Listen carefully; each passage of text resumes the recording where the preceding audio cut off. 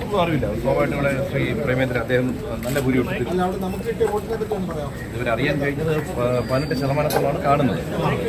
എനിക്ക് തോന്നുന്നത് അറിയത്തുള്ളൂ. കാരണം വെച്ച് കഴിഞ്ഞാൽ ക്യാമറ നടക്കുന്നു മാറാവട്ടെ. സാറേ മേളിൽ പറയണം സാറേ. സാറേ മേളിൽ അവിടെ അല്ല സാറേ ഈ സ്ഥലത്ത് അവിടെ നിന്ന് പറയണം സാർ. ഇതിനകത്ത് ഇവിടെ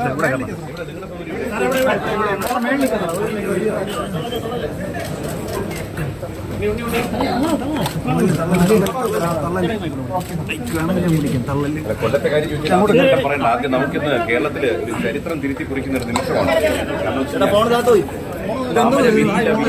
താമര വിരിയിക്കുന്നത് സുരേഷേട്ടനാണ്. അപ്പൊ അത് സ്വാഭാവികമായിട്ടും അത്യന്തം സന്തോഷം നൽകുന്ന, കാരണം BJP പ്രവർത്തകൻ എന്ന നിലയ്ക്ക് മാത്രമല്ല ഇന്ന് ഇന്ത്യ ഒട്ടുക്ക് തന്നെ നമ്മുടെ തൃശ്ശൂരിലേക്കാണ് നോക്കുന്നത്. കാരണം ചരിത്ര സംഭവമാണ്. കാരണം കേരളത്തിൽ ആദ്യമായിട്ട് കേരളത്തെ പ്രതിനിധീകരിച്ച് പാർലമെന്റിൽ കേരളത്തിന്റെ ശബ്ദം ഉയരാൻ പോകുന്നു. അപ്പോൾ ആ ഒരു സന്തോഷത്തിൽ ഞാൻ അയൽവാസിയാണ് ചേട്ടൻ്റെ. ആ സന്തോഷം പങ്കുവയ്ക്കാനായിട്ട് സുരേഷേട്ടനെ കാണാനായിട്ട് വീട്ടോട്ട് വന്നതാണ്. കൊല്ലത്തെ വോട്ടിന്റെ നിലവാരത്തെ പറ്റി എനിക്ക് വലുതായിട്ട് അറിയാൻ കഴിയുന്നില്ല. പക്ഷേ അവിടെ ശ്രീ പ്രേമേന്ദ്രൻ അദ്ദേഹം നല്ല ഭൂരിപക്ഷത്തിൽ ലീഡ് ചെയ്യുകയാണ്. പിന്നെ നമുക്ക് എത്ര വോട്ട് കൂട്ടാൻ പറ്റുന്നു അതാണ് എൻ്റെ ഒരു ശ്രമം.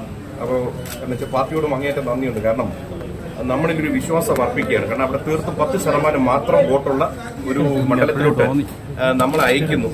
അവിടെ ചെന്നാൽ അവിടെ ജോലി ചെയ്യാൻ പറ്റും, വോട്ട് കൂട്ടാൻ പറ്റുന്ന ഒരു വിശ്വാസം നമ്മളിൽ വെച്ചതുകൊണ്ട് പാർട്ടിയോടും പാർട്ടിയുടെ നേതാക്കന്മാരോടും നന്ദിയുണ്ട്.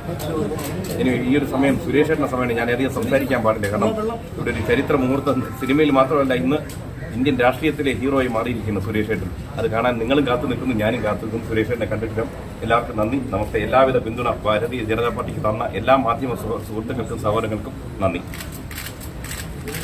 നമസ്തേ.